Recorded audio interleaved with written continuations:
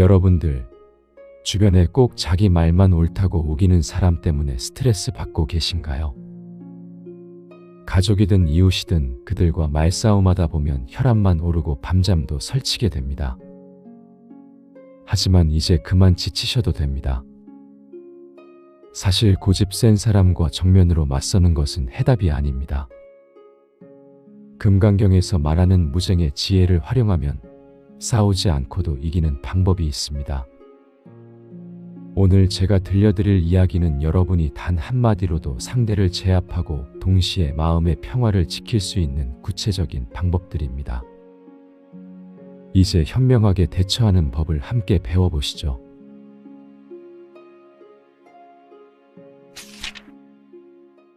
말 한마디로 고집 센 사람을 제압하는 방법. 여러분, 살다 보면 도무지 말이 통하지 않는 사람들을 만나게 됩니다. 자기 생각만 옳다고 우겨대는 사람, 남의 말은 귀에 들어오지도 않는 고집 센 사람들 말입니다. 이런 사람들과 부딪히면 마음이 상하고 화가 치밀어 오릅니다. 특히나 가족이나 가까운 사람일수록 더 답답하고 속이 터집니다. 어느 날, 한 제자가 부처님께 찾아와 물었습니다. 스승님, 저는 형과 늘 다툽니다. 형은 자기 말만 옳다고 우기고 제 말은 들으려 하지도 않습니다. 어떻게 하면 형을 설득할 수 있을까요? 부처님께서는 잔잔한 미소를 지으시며 말씀하셨습니다. 제자야, 내가 강물에 돌을 던진다고 해서 물의 흐름을 막을 수 있겠느냐? 제자가 고개를 저으며 대답했습니다. 아닙니다. 물은 돌을 피해서라도 계속 흐를 것입니다. 그렇다 고집 센 사람은 바로 그 단단한 돌과 같으니라. 내가 아무리 부딪혀도 그 돌은 깨지지 않고 너만 다치게 될 것이다. 그러나 물처럼 부드럽게 흘러간다면 천년의 세월이 지나 그 돌도 둥글게 깎이게 되느니라. 이것이 바로 법구경에서 말하는 지혜입니다. 미움으로 미움을 갚으면 미움은 끝나지 않고 사랑으로 미움을 갚을 때 비로소 끝이 난다고 했습니다. 우겨대는 사람과 싸우는 것은 진흙탕에서 돼지와 씨름하는 것과 같습니다. 결국 여러분만 온몸의 진흙을 뒤집어 쓰게 됩니다. 더 중요한 건 그 돼지는 진흙탕을 오히려 즐긴다는 사실입니다. 제가 젊은 시절 만난 한 스님의 이야기를 들려드리겠습니다. 그 스님은 늘 시장에 내려가 탁발을 하셨는데 한 상인이 매번 스님을 욕하며 쫓아냈습니다. 그런데도 스님은 매일 그 가게 앞에서 합장하고 미소 지으며 지나가셨습니다. 어느 날 상인이 물었습니다. 스님, 제가 이렇게 모진 말을 해도 왜 화내지 않으십니까? 스님께서 답하셨습니다. 당신이 주는 선물을 제가 받지 않으면 그 선물은 누구의 것입니까? 당신의 욕설도 마찬가지입니다. 제가 받지 않으면 그것은 여전히 당신의 것이죠. 이 이야기가 바로 우겨대는 사람을 대하는 지혜입니다. 그들이 던지는 화살을 받지 마세요. 그들이 파놓은 함정에 빠지지 마세요. 증일 암경에 이런 구절이 있습니다. 지혜로운 자는 바람에 흔들리지 않는 상과 같고 어리석은 자는 바람에 이리저리 흔들리는 갈대와 같다고 했습니다. 고집 센 사람과 맞서 싸우려 하지 마세요. 대신 이렇게 말해보세요. 당신 말씀도 일리가 있네요. 라고. 이 한마디가 상황을 완전히 바꿔놓습니다. 상대방은 더 이상 싸울 이유가 없어집니다. 왜냐하면 싸움은 반드시 두 사람이 필요하기 때문입니다. 한 사람이 손뼉을 치지 않으면 소리가 나지 않는 것처럼 말입니다. 제자가 다시 물었습니다. 그렇다면 상대방이 틀렸는데도 맞다고 해야 한다는 말씀입니까? 부처님께서 말씀하셨습니다. 내가 옳음을 증명하는 것이 중요한가? 아니면 평화를 유지하는 것이 중요한가? 때로는 옳음을 주장하다가 관계를 잃는 것보다 한 발 물러서서 관계를 지키는 것이 더 큰 지혜다. 이것은 패배가 아닙니다. 이것은 여러분이 더 높은 곳에서 상황을 바라보고 있다는 증거입니다. 마치 산 정상에서 아래를 내려다보면 모든 길이 다 보이는 것처럼 말입니다. 철학자 에픽테토스는 이렇게 말했습니다. 우리를 화나게 하는 것은 사건 자체가 아니라 그 사건에 대한 우리의 해석이다. 라고. 우겨대는 사람을 만났을 때 이렇게 생각해 보세요. 저 사람도 나름의 이유가 있겠구나. 저 사람도 자기가 옳다고 믿고 있겠구나. 저 사람도 사실은 인정받고 싶은 거겠구나. 금강경에서는 모든 것이 꿈과 같고 환상과 같다고 했습니다. 지금 이 순간의 다툼도 10년 후에는 아무것도 아닌 일이 됩니다. 그런데 우리는 왜 그렇게 목숨 걸고 싸우려 하는 걸까요? 한 가지 비밀을 알려드리겠습니다. 고집 센 사람일수록 사실은 마음이 약합니다. 자신이 틀릴까봐 두려워서 더욱 강하게 주장하는 것입니다. 마치 겁 많은 개가 더 크게 짖는 것처럼 말입니다. 그래서 그들에게 필요한 건 논쟁이 아니라 이해입니다. 당신의 마음을 알 것 같아요. 라는 한마디가 그들의 마음을 녹입니다. 얼음처럼 단단했던 마음이 봄볕에 녹듯이 풀어집니다. 제자가 또 물었습니다. 하지만 정말로 상대가 잘못된 일을 하고 있다면 어떻게 해야 합니까? 부처님께서 답하셨습니다. 씨앗을 심을 때를 생각해 보아라. 억지로 싹을 틔우려고 흙을 파헤치면 씨앗이 죽는다. 적절한 때를 기다려 물을 주고 햇빛을 쬐게 하면 저절로 싹이 튼다. 사람의 마음도 마찬가지니라. 법화경에 나오는 방편품을 보면 부처님도 중생의 근기에 맞춰 가르침을 달리하셨습니다. 이것을 대기설법이라고 합니다. 상대방이 들을 준비가 되었을 때 말하는 것입니다. 우겨대는 사람과 마주했을 때 이런 말들을 활용해 보세요. 그럴 수도 있겠네요. 한번 생각해 보겠습니다. 당신 입장에서는 그렇게 보일 수도 있겠어요. 이런 말들은 상대방의 무장을 해제시킵니다. 칼을 들고 있던 사람도 칼을 내려놓게 만듭니다. 왜냐하면 싸울 상대가 없어졌기 때문입니다. 옛날 어느 마을에 고집불통으로 유명한 노인이 있었습니다. 동네 사람들이 모두 그를 피했습니다. 그런데 한 젊은이만은 늘 그 노인과 잘 지냈습니다. 사람들이 비결을 물었습니다. 젊은이가 대답했습니다. 저는 그저 할아버지 말씀을 끝까지 들어드릴 뿐입니다. 그리고 그러셨군요. 하고 대답합니다. 그러면 할아버지는 만족하시고 더 이상 우기지 않으십니다. 이것이 바로 지혜입니다. 이기는 것이 목적이 아니라 평화를 만드는 것이 목적입니다. 산을 옮기려 하지 말고 산을 돌아가는 길을 찾으세요. 보살영락 본업경에는 인욕바라밀이라는 가르침이 나옵니다.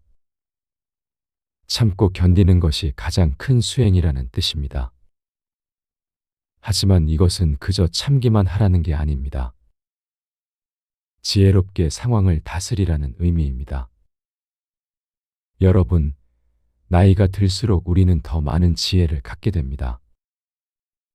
젊은 날의 혈기왕성함은 사라졌지만 대신 깊은 통찰력을 얻었습니다. 이제는 싸워서 이기는 것보다 싸우지 않고 이기는 법을 아는 나이입니다. 손자병법에도 이런 말이 있습니다. 싸우지 않고 이기는 것이 최고의 승리다. 라고. 부처님의 가르침과 일맥상통합니다. 우겨대는 사람을 만났을 때 화가 올라오면 심호흡을 한번 하세요. 그리고 이렇게 생각하세요. 저 사람도 나와 같은 인간이구나. 저 사람도 행복하기를 바라는구나. 단지 방법을 모를 뿐이구나. 자비경에서 부처님은 이렇게 말씀하셨습니다. 모든 중생이 행복하기를, 모든 중생이 평안하기를, 모든 중생이 고통에서 벗어나기를 라고. 이것은 우겨대는 사람에게도 해당됩니다. 때로는 침묵이 가장 큰 웅변입니다. 아무 말도 하지 않고 그저 미소 짓는 것만으로도 상황이 바뀝니다. 마치 고요한 호수가 모든 것을 비추듯이 침묵은 상대방으로 하여금 스스로를 돌아보게 만듭니다. 제자가 마지막으로 물었습니다. 그래도 도저히 참을 수 없을 때는 어떻게 해야 합니까? 부처님께서 말씀하셨습니다. 그럴 때는 그 자리를 떠나라. 물러나는 것은 도망이 아니라 지혜다. 폭풍우가 몰아칠 때는 피했다가 날이 개면 다시 길을 가면 되느니라. 여러분도 살면서 수없이 경험하셨을 겁니다. 그때 그렇게 목숨 걸고 싸웠던 일들이 지금 생각하면 아무것도 아닌 일들이었다는 것을. 시간이 지나면 모든 것이 지나갑니다. 마치 하늘의 구름처럼 잠시 머물다 사라집니다. 이제 여러분은 알게 되었습니다. 우겨대는 사람과 싸우지 않는 법을. 말 한마디로 상황을 바꾸는 법을. 그것은 바로 상대를 인정하고 이해하고 포용하는 것입니다. 당신 말도 맞아요. 그럴 수 있겠네요. 한번 생각해 볼게요. 이런 말들이 마법의 주문입니다. 이 말들은 갈등의 불을 끄고 평화의 물을 뿌립니다. 우바세계경에서 부처님은 잿가불자들에게 이렇게 당부하셨습니다. 화합하여 살고 다투지 말며 서로 존중하라고. 여러분, 인생은 너무 짧습니다. 싸우면서 살기에는 너무나 아까운 시간입니다. 남은 생애를 평화롭게, 지혜롭게 살아가세요. 고집 센 사람을 만나면 오히려 감사하세요. 그들이 여러분의 인내심을 기르게 해주고 지혜를 늘려주는 스승이니까요. 연꽃이 진흙에서 피어나듯 우리의 지혜도 어려움 속에서 꽃핍니다. 마지막으로 기억하세요. 이기려 하지 말고 이해하려 하세요. 싸우려 하지 말고 사랑하려 하세요. 그것이 부처님이 가르치신 길이고 우리가 걸어가야 할 길입니다. 오늘도 평안한 하루 되시길 바랍니다. 노후의 복이 달아나는 인간관계 유형. 어느 날 한 제자가 부처님께 물었습니다. 스승님, 나이가 들수록 왜 인간관계가 더 어려워지는 것입니까? 젊을 때는 괜찮았던 사람들과도 점점 멀어지고 있습니다. 부처님께서 잔잔히 미소 지으시며 답하셨습니다. 제자야, 연못의 물을 보아라. 맑은 물에는 물고기가 모여들지만 탁한 물에는 물고기도 떠나간다. 우리 마음이 탁해지면 좋은 인연도 멀어지는 법이니라. 첫 번째로 남의 일에 지나치게 간섭하는 관계가 복을 막습니다. 나이가 들면 인생 경험이 많아져서 조언하고 싶은 마음이 커집니다. 하지만 묻지도 않은 충고는 상대방에게 부담이 됩니다. 자식들 일에, 며느리 사위 일에, 손주들 교육에까지 간섭하면 어떻게 될까요? 제자가 다시 여쭈었습니다. 그럼 스승님, 잘못된 것을 보고도 가만히 있어야 한다는 말씀입니까? 부처님께서 말씀하셨습니다. 정원사가 꽃을 기를 때 매일 꽃잎을 만지며 피라고 재촉하느냐. 그저 물을 주고 햇빛을 받게 하며 때를 기다릴 뿐이다. 사람도 마찬가지다. 지켜보되 함부로 손대지 말고 도움을 청할 때 비로소 나서는 것이 지혜로운 일이니라. 법구경에는 이런 가르침이 있습니다. 말을 아끼는 사람은 복을 부르고 함부로 말하는 사람은 화를 부른다고 했습니다. 특히 노년에는 말 한마디가 더욱 무거워집니다. 젊은 세대는 어른들의 한마디를 더 크게 받아들이기 때문입니다. 두 번째로 과거에 집착하며 원망하는 관계가 복을 밀어냅니다.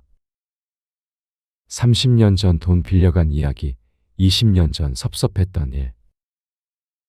이런 것들을 계속 되새기며 살면 어떻게 될까요? 마음은 점점 무거워지고 만나는 사람마다 불편해집니다. 제자가 물었습니다. 스승님, 그럼 억울한 일도 그냥 잊으라는 말씀입니까? 부처님께서 온화하게 답하셨습니다. 바람에 날린 먼지를 다시 주워 담을 수 있느냐? 지나간 일은 이미 바람에 날아간 먼지와 같으니라. 그것을 붙잡으려 애쓸수록 더 많은 먼지만 일으킬 뿐이다. 놓아버리는 것이 곧 자유를 얻는 길이니라. 세 번째로 비교하고 시기하는 관계가 복의 문을 닫습니다. 친구 집 자식이 잘 됐다고 속상해하고 동창이 건강하다고 부러워하며 남의 복을 내 불행처럼 여기면 어떻게 될까요? 우바세계경에서는 이렇게 가르칩니다. 남의 복을 함께 기뻐하는 마음이 곧 내 복을 부르는 씨앗이 된다고 했습니다. 이것을 수의공덕이라고 하는데요. 남이 잘 되는 것을 진심으로 축하해주면 그 기쁨이 돌고 돌아 내게 옵니다. 마치 우물에 던진 돌멩이가 파문을 일으키듯이 말입니다. 시기와 질투의 돌을 던지면 탁한 파문이 일어나고 축하와 기쁨의 돌을 던지면 맑은 파문이 일어납니다. 그 파문은 결국 우리에게 돌아옵니다. 네 번째로 베풀기만 하고 받을 줄 모르는 관계도 문제입니다.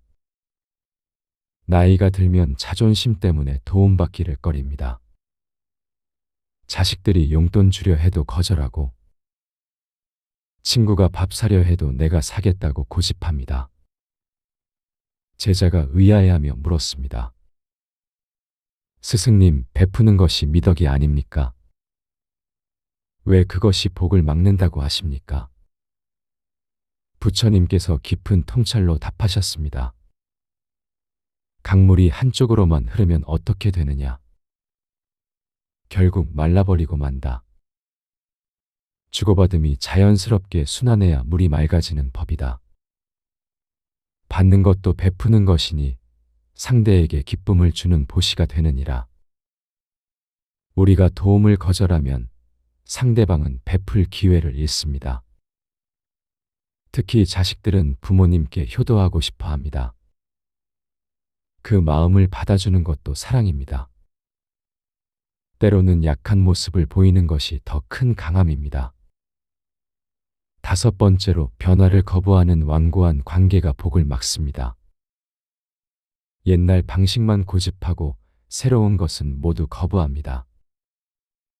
젊은 사람들의 생각은 틀렸다고 단정짓습니다. 이런 태도는 결국 외로움만 키웁니다. 증일 암경에 이런 말씀이 있습니다.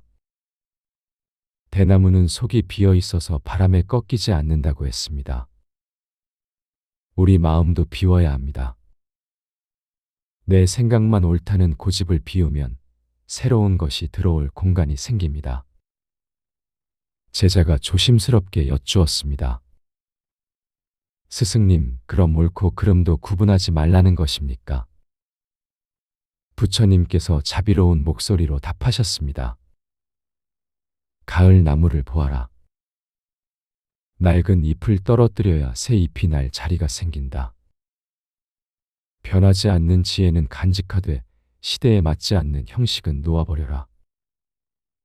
본질은 지키면서도 방법은 유연하게 하는 것이 중도의 길이니라. 여섯 번째로 끊임없이 불평하는 관계가 복을 쫓아냅니다.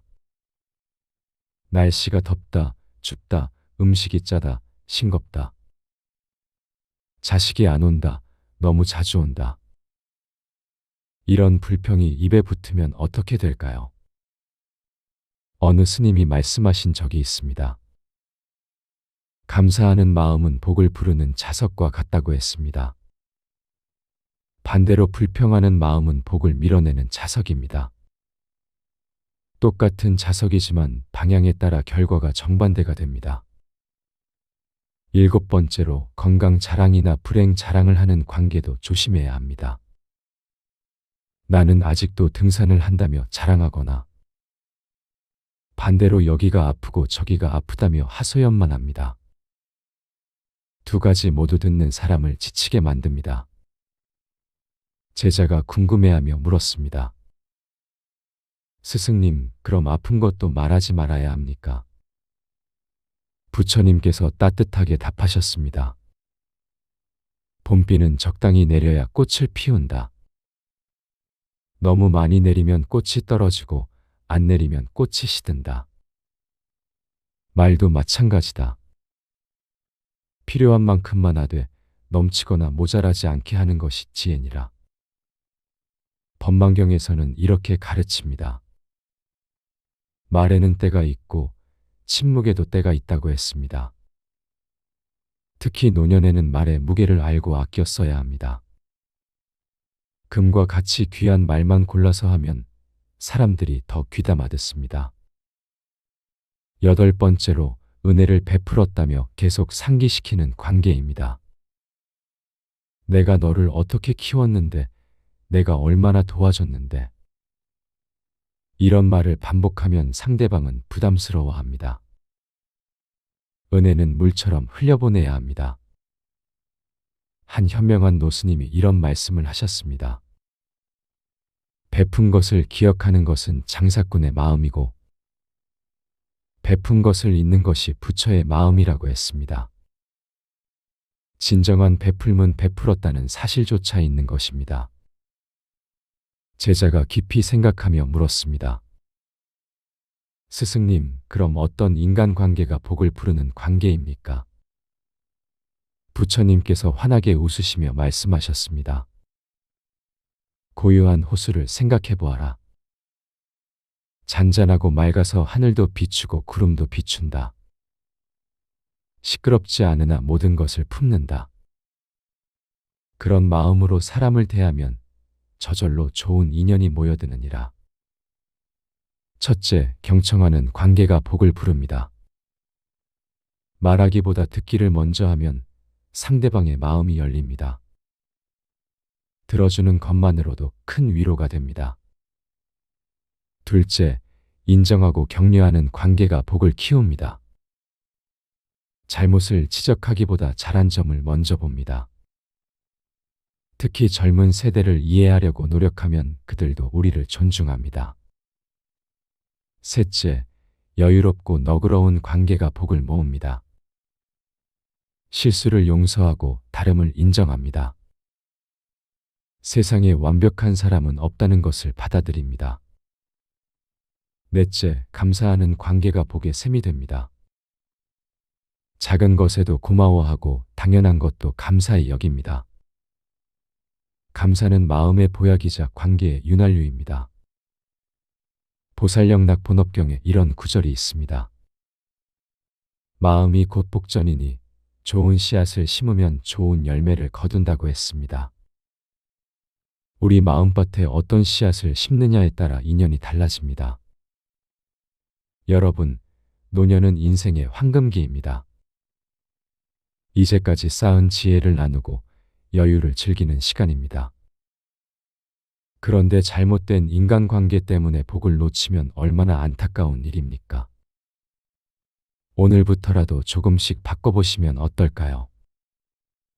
간섭하려는 마음이 들면 한 걸음 물러서고, 불평하려는 말이 나오려면 감사를 먼저 찾아보고, 시기하는 마음이 들면 축하하는 마음으로 바꿔봅니다. 마지막으로 제자가 부처님께 여쭈었습니다. 스승님, 이미 망가진 관계는 어떻게 해야 합니까? 부처님께서 자비로운 눈빛으로 답하셨습니다. 봄이 오면 얼었던 땅도 녹고 죽은 듯한 나무도 새싹을 틔운다. 사람의 마음도 그러하니라. 진심 어린 사과와 용서로 다시 시작할 수 있다. 늦었다고 생각할 때가 가장 빠른 때니라. 여러분, 우리에게는 아직 시간이 있습니다. 복을 부르는 관계를 만들어갈 기회가 있습니다. 작은 변화가 큰 행복을 가져옵니다. 오늘 하루 만나는 사람에게 따뜻한 미소를 건네보세요. 고마운 마음을 표현해 보세요. 그것이 복을 부르는 첫걸음입니다. 지혜로운 노년의 인간관계는 물과 같아야 합니다.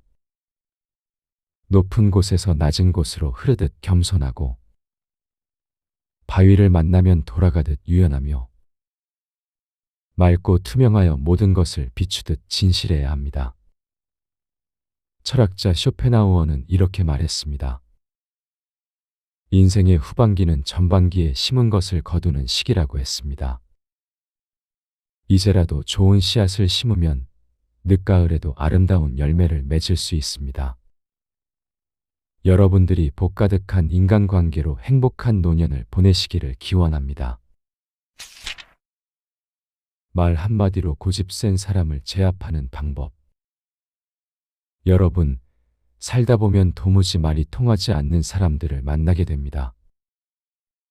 자기 생각만 옳다고 우겨대는 사람, 남의 말은 귀에 들어오지도 않는 고집 센 사람들 말입니다. 이런 사람들과 부딪히면 마음이 상하고 화가 치밀어 오릅니다. 특히나 가족이나 가까운 사람일수록 더 답답하고 속이 터집니다. 어느 날, 한 제자가 부처님께 찾아와 물었습니다. 스승님, 저는 형과 늘 다툽니다. 형은 자기 말만 옳다고 우기고 제 말은 들으려 하지도 않습니다. 어떻게 하면 형을 설득할 수 있을까요? 부처님께서는 잔잔한 미소를 지으시며 말씀하셨습니다. 제자야, 내가 강물에 돌을 던진다고 해서 물의 흐름을 막을 수 있겠느냐? 제자가 고개를 저으며 대답했습니다. 아닙니다. 물은 돌을 피해서라도 계속 흐를 것입니다. 그렇다 고집 센 사람은 바로 그 단단한 돌과 같으니라. 내가 아무리 부딪혀도 그 돌은 깨지지 않고 너만 다치게 될 것이다. 그러나 물처럼 부드럽게 흘러간다면 천년의 세월이 지나 그 돌도 둥글게 깎이게 되느니라. 이것이 바로 법구경에서 말하는 지혜입니다. 미움으로 미움을 갚으면 미움은 끝나지 않고 사랑으로 미움을 갚을 때 비로소 끝이 난다고 했습니다. 우겨대는 사람과 싸우는 것은 진흙탕에서 돼지와 씨름하는 것과 같습니다. 결국 여러분만 온몸의 진흙을 뒤집어 쓰게 됩니다.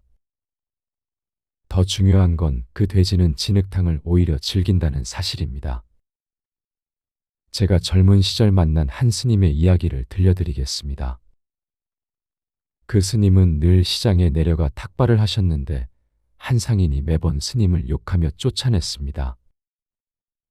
그런데도 스님은 매일 그 가게 앞에서 합장하고 미소 지으며 지나가셨습니다. 어느 날 상인이 물었습니다. 스님, 제가 이렇게 모진 말을 해도 왜 화내지 않으십니까? 스님께서 답하셨습니다.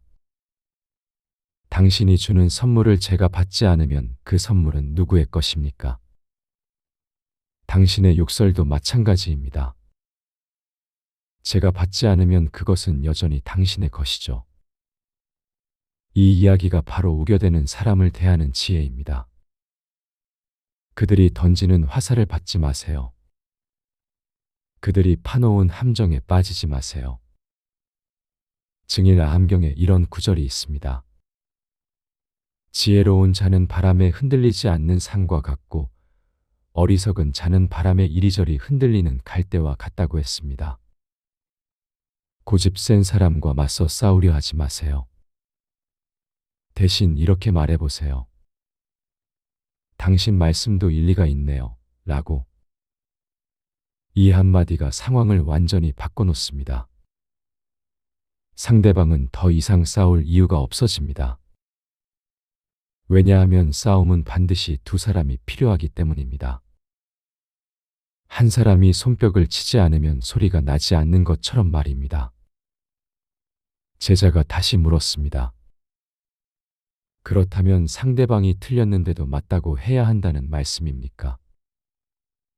부처님께서 말씀하셨습니다. 내가 옳음을 증명하는 것이 중요한가? 아니면 평화를 유지하는 것이 중요한가? 때로는 옳음을 주장하다가 관계를 잃는 것보다 한 발 물러서서 관계를 지키는 것이 더 큰 지혜다. 이것은 패배가 아닙니다. 이것은 여러분이 더 높은 곳에서 상황을 바라보고 있다는 증거입니다. 마치 산 정상에서 아래를 내려다보면 모든 길이 다 보이는 것처럼 말입니다. 철학자 에픽테토스는 이렇게 말했습니다. 우리를 화나게 하는 것은 사건 자체가 아니라 그 사건에 대한 우리의 해석이다. 라고. 우겨대는 사람을 만났을 때 이렇게 생각해 보세요. 저 사람도 나름의 이유가 있겠구나. 저 사람도 자기가 옳다고 믿고 있겠구나. 저 사람도 사실은 인정받고 싶은 거겠구나. 금강경에서는 모든 것이 꿈과 같고 환상과 같다고 했습니다. 지금 이 순간의 다툼도 10년 후에는 아무것도 아닌 일이 됩니다. 그런데 우리는 왜 그렇게 목숨 걸고 싸우려 하는 걸까요? 한 가지 비밀을 알려드리겠습니다. 고집 센 사람일수록 사실은 마음이 약합니다. 자신이 틀릴까봐 두려워서 더욱 강하게 주장하는 것입니다. 마치 겁 많은 개가 더 크게 짖는 것처럼 말입니다. 그래서 그들에게 필요한 건 논쟁이 아니라 이해입니다. 당신의 마음을 알 것 같아요. 라는 한마디가 그들의 마음을 녹입니다. 얼음처럼 단단했던 마음이 봄볕에 녹듯이 풀어집니다. 제자가 또 물었습니다. 하지만 정말로 상대가 잘못된 일을 하고 있다면 어떻게 해야 합니까? 부처님께서 답하셨습니다. 씨앗을 심을 때를 생각해 보아라. 억지로 싹을 틔우려고 흙을 파헤치면 씨앗이 죽는다. 적절한 때를 기다려 물을 주고 햇빛을 쬐게 하면 저절로 싹이 튼다. 사람의 마음도 마찬가지니라. 법화경에 나오는 방편품을 보면 부처님도 중생의 근기에 맞춰 가르침을 달리하셨습니다. 이것을 대기설법이라고 합니다. 상대방이 들을 준비가 되었을 때 말하는 것입니다. 우겨대는 사람과 마주했을 때 이런 말들을 활용해 보세요. 그럴 수도 있겠네요. 한번 생각해 보겠습니다. 당신 입장에서는 그렇게 보일 수도 있겠어요. 이런 말들은 상대방의 무장을 해제시킵니다. 칼을 들고 있던 사람도 칼을 내려놓게 만듭니다. 왜냐하면 싸울 상대가 없어졌기 때문입니다. 옛날 어느 마을에 고집불통으로 유명한 노인이 있었습니다. 동네 사람들이 모두 그를 피했습니다. 그런데 한 젊은이만은 늘 그 노인과 잘 지냈습니다. 사람들이 비결을 물었습니다. 젊은이가 대답했습니다. 저는 그저 할아버지 말씀을 끝까지 들어드릴 뿐입니다. 그리고 그러셨군요. 하고 대답합니다. 그러면 할아버지는 만족하시고 더 이상 우기지 않으십니다. 이것이 바로 지혜입니다. 이기는 것이 목적이 아니라 평화를 만드는 것이 목적입니다. 산을 옮기려 하지 말고 산을 돌아가는 길을 찾으세요. 보살영락본업경에는 인욕바라밀이라는 가르침이 나옵니다. 참고 견디는 것이 가장 큰 수행이라는 뜻입니다. 하지만 이것은 그저 참기만 하라는 게 아닙니다. 지혜롭게 상황을 다스리라는 의미입니다. 여러분, 나이가 들수록 우리는 더 많은 지혜를 갖게 됩니다. 젊은 날의 혈기왕성함은 사라졌지만 대신 깊은 통찰력을 얻었습니다. 이제는 싸워서 이기는 것보다 싸우지 않고 이기는 법을 아는 나이입니다. 손자병법에도 이런 말이 있습니다. 싸우지 않고 이기는 것이 최고의 승리다. 라고. 부처님의 가르침과 일맥상통합니다. 우겨대는 사람을 만났을 때 화가 올라오면 심호흡을 한번 하세요. 그리고 이렇게 생각하세요. 저 사람도 나와 같은 인간이구나. 저 사람도 행복하기를 바라는구나. 단지 방법을 모를 뿐이구나. 자비경에서 부처님은 이렇게 말씀하셨습니다. 모든 중생이 행복하기를, 모든 중생이 평안하기를, 모든 중생이 고통에서 벗어나기를 라고. 이것은 우겨대는 사람에게도 해당됩니다. 때로는 침묵이 가장 큰 웅변입니다. 아무 말도 하지 않고 그저 미소 짓는 것만으로도 상황이 바뀝니다. 마치 고요한 호수가 모든 것을 비추듯이 침묵은 상대방으로 하여금 스스로를 돌아보게 만듭니다. 제자가 마지막으로 물었습니다. 그래도 도저히 참을 수 없을 때는 어떻게 해야 합니까? 부처님께서 말씀하셨습니다. 그럴 때는 그 자리를 떠나라. 물러나는 것은 도망이 아니라 지혜다. 폭풍우가 몰아칠 때는 피했다가 날이 개면 다시 길을 가면 되느니라. 여러분도 살면서 수없이 경험하셨을 겁니다. 그때 그렇게 목숨 걸고 싸웠던 일들이 지금 생각하면 아무것도 아닌 일들이었다는 것을. 시간이 지나면 모든 것이 지나갑니다. 마치 하늘의 구름처럼 잠시 머물다 사라집니다. 이제 여러분은 알게 되었습니다. 우겨대는 사람과 싸우지 않는 법을. 말 한마디로 상황을 바꾸는 법을. 그것은 바로 상대를 인정하고 이해하고 포용하는 것입니다. 당신 말도 맞아요. 그럴 수 있겠네요. 한번 생각해 볼게요. 이런 말들이 마법의 주문입니다. 이 말들은 갈등의 불을 끄고 평화의 물을 뿌립니다. 우바세계경에서 부처님은 잿가불자들에게 이렇게 당부하셨습니다. 화합하여 살고 다투지 말며 서로 존중하라고. 여러분, 인생은 너무 짧습니다. 싸우면서 살기에는 너무나 아까운 시간입니다. 남은 생애를 평화롭게, 지혜롭게 살아가세요. 고집 센 사람을 만나면 오히려 감사하세요. 그들이 여러분의 인내심을 기르게 해주고 지혜를 늘려주는 스승이니까요. 연꽃이 진흙에서 피어나듯 우리의 지혜도 어려움 속에서 꽃핍니다. 마지막으로 기억하세요. 이기려 하지 말고 이해하려 하세요. 싸우려 하지 말고 사랑하려 하세요. 그것이 부처님이 가르치신 길이고 우리가 걸어가야 할 길입니다. 오늘도 평안한 하루 되시길 바랍니다. 노후의 복이 달아나는 인간관계 유형. 어느 날 한 제자가 부처님께 물었습니다. 스승님, 나이가 들수록 왜 인간관계가 더 어려워지는 것입니까? 젊을 때는 괜찮았던 사람들과도 점점 멀어지고 있습니다. 부처님께서 잔잔히 미소 지으시며 답하셨습니다. 제자야, 연못의 물을 보아라. 맑은 물에는 물고기가 모여들지만 탁한 물에는 물고기도 떠나간다. 우리 마음이 탁해지면 좋은 인연도 멀어지는 법이니라. 첫 번째로 남의 일에 지나치게 간섭하는 관계가 복을 막습니다.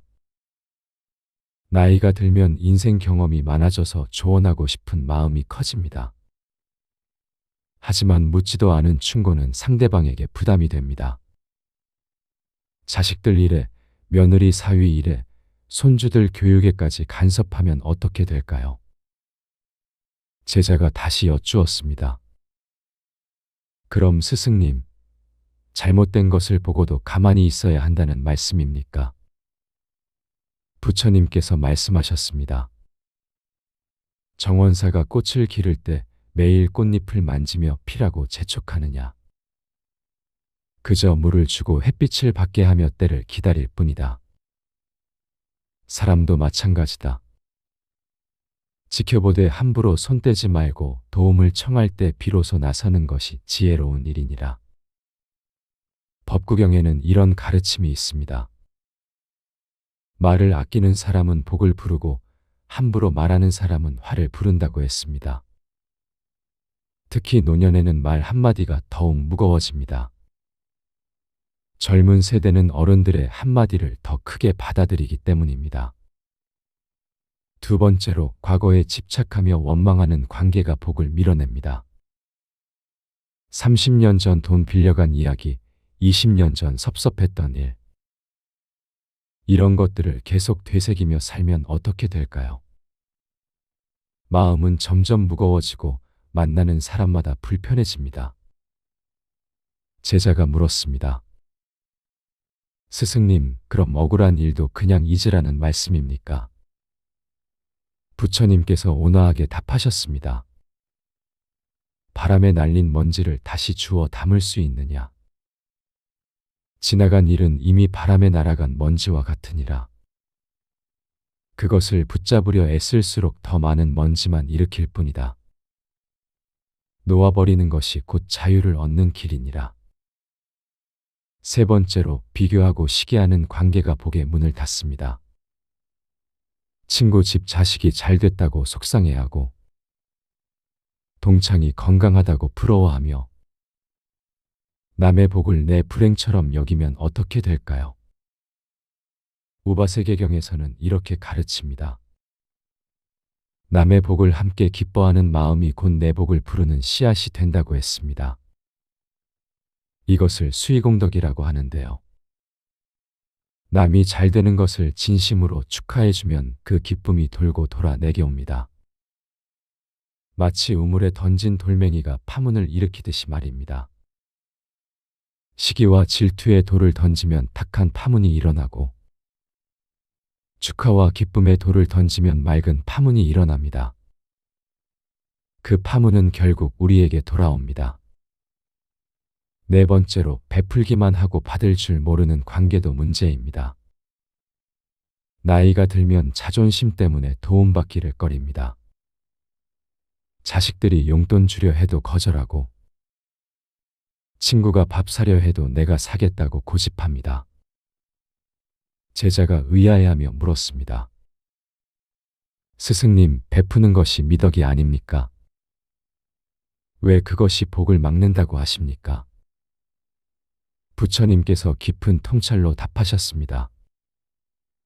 강물이 한쪽으로만 흐르면 어떻게 되느냐? 결국 말라버리고 만다. 주고받음이 자연스럽게 순환해야 물이 맑아지는 법이다. 받는 것도 베푸는 것이니 상대에게 기쁨을 주는 보시가 되느니라.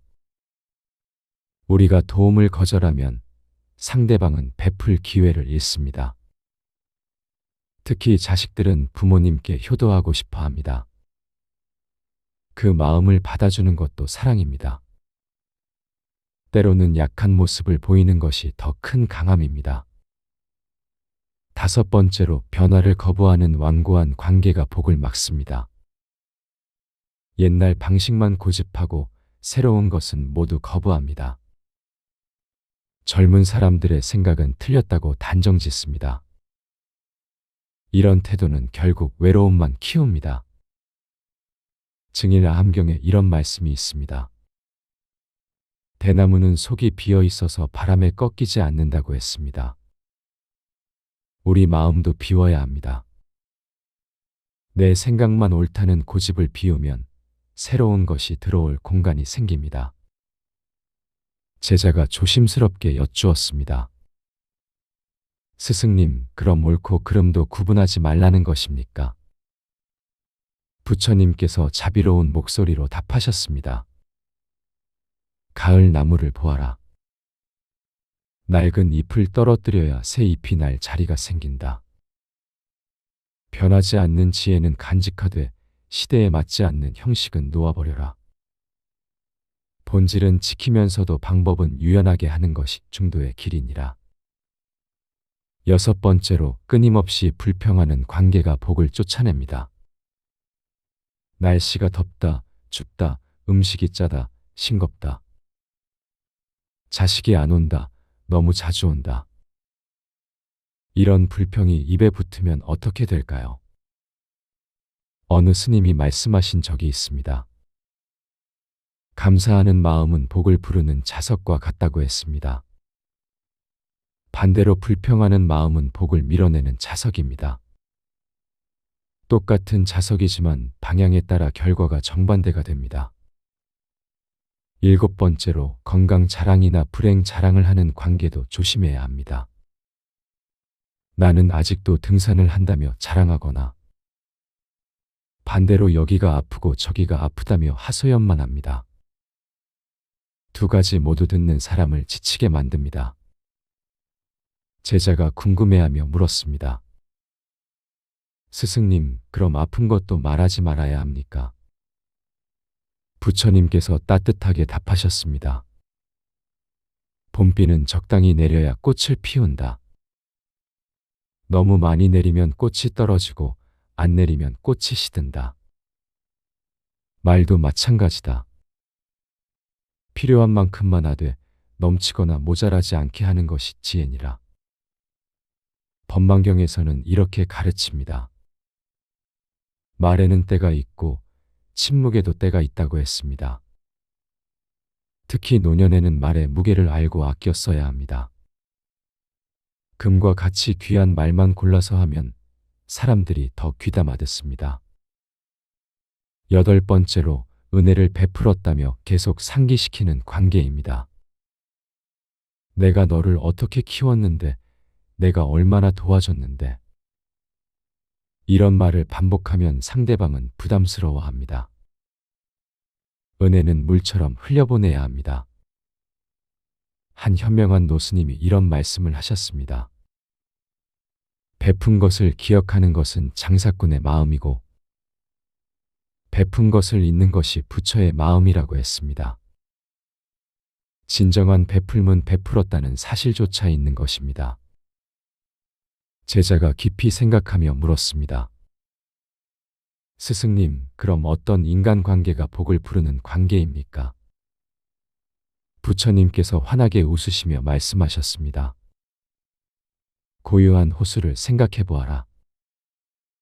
잔잔하고 맑아서 하늘도 비추고 구름도 비춘다. 시끄럽지 않으나 모든 것을 품는다. 그런 마음으로 사람을 대하면 저절로 좋은 인연이 모여드느니라. 첫째, 경청하는 관계가 복을 부릅니다. 말하기보다 듣기를 먼저 하면 상대방의 마음이 열립니다. 들어주는 것만으로도 큰 위로가 됩니다. 둘째, 인정하고 격려하는 관계가 복을 키웁니다. 잘못을 지적하기보다 잘한 점을 먼저 봅니다. 특히 젊은 세대를 이해하려고 노력하면 그들도 우리를 존중합니다. 셋째, 여유롭고 너그러운 관계가 복을 모읍니다. 실수를 용서하고 다름을 인정합니다. 세상에 완벽한 사람은 없다는 것을 받아들입니다. 넷째, 감사하는 관계가 복의 샘이 됩니다. 작은 것에도 고마워하고 당연한 것도 감사히 여깁니다. 감사는 마음의 보약이자 관계의 윤활유입니다. 보살영락 본업경에 이런 구절이 있습니다. 마음이 곧 복전이니 좋은 씨앗을 심으면 좋은 열매를 거둔다고 했습니다. 우리 마음밭에 어떤 씨앗을 심느냐에 따라 인연이 달라집니다. 여러분, 노년은 인생의 황금기입니다. 이제까지 쌓은 지혜를 나누고 여유를 즐기는 시간입니다. 그런데 잘못된 인간관계 때문에 복을 놓치면 얼마나 안타까운 일입니까? 오늘부터라도 조금씩 바꿔보시면 어떨까요? 간섭하려는 마음이 들면 한 걸음 물러서고 불평하려는 말이 나오려면 감사를 먼저 찾아보고 시기하는 마음이 들면 축하하는 마음으로 바꿔봅니다. 마지막으로 제자가 부처님께 여쭈었습니다. 스승님, 이미 망가진 관계는 어떻게 해야 합니까? 부처님께서 자비로운 눈빛으로 답하셨습니다. 봄이 오면 얼었던 땅도 녹고 죽은 듯한 나무도 새싹을 틔운다. 사람의 마음도 그러하니라. 진심 어린 사과와 용서로 다시 시작할 수 있다. 늦었다고 생각할 때가 가장 빠른 때니라. 여러분, 우리에게는 아직 시간이 있습니다. 복을 부르는 관계를 만들어갈 기회가 있습니다. 작은 변화가 큰 행복을 가져옵니다. 오늘 하루 만나는 사람에게 따뜻한 미소를 건네보세요. 고마운 마음을 표현해보세요. 그것이 복을 부르는 첫걸음입니다. 지혜로운 노년의 인간관계는 물과 같아야 합니다. 높은 곳에서 낮은 곳으로 흐르듯 겸손하고 바위를 만나면 돌아가듯 유연하며 맑고 투명하여 모든 것을 비추듯 진실해야 합니다. 철학자 쇼펜하우어는 이렇게 말했습니다. 인생의 후반기는 전반기에 심은 것을 거두는 시기라고 했습니다. 이제라도 좋은 씨앗을 심으면 늦가을에도 아름다운 열매를 맺을 수 있습니다. 여러분들이 복 가득한 인간관계로 행복한 노년을 보내시기를 기원합니다. 말 한마디로 고집 센 사람을 제압하는 방법. 여러분, 살다 보면 도무지 말이 통하지 않는 사람들을 만나게 됩니다. 자기 생각만 옳다고 우겨대는 사람, 남의 말은 귀에 들어오지도 않는 고집 센 사람들 말입니다. 이런 사람들과 부딪히면 마음이 상하고 화가 치밀어 오릅니다. 특히나 가족이나 가까운 사람일수록 더 답답하고 속이 터집니다. 어느 날, 한 제자가 부처님께 찾아와 물었습니다. 스승님, 저는 형과 늘 다툽니다. 형은 자기 말만 옳다고 우기고 제 말은 들으려 하지도 않습니다. 어떻게 하면 형을 설득할 수 있을까요? 부처님께서는 잔잔한 미소를 지으시며 말씀하셨습니다. 제자야, 내가 강물에 돌을 던진다고 해서 물의 흐름을 막을 수 있겠느냐? 제자가 고개를 저으며 대답했습니다. 아닙니다. 물은 돌을 피해서라도 계속 흐를 것입니다. 그렇다 고집 센 사람은 바로 그 단단한 돌과 같으니라. 내가 아무리 부딪혀도 그 돌은 깨지지 않고 너만 다치게 될 것이다.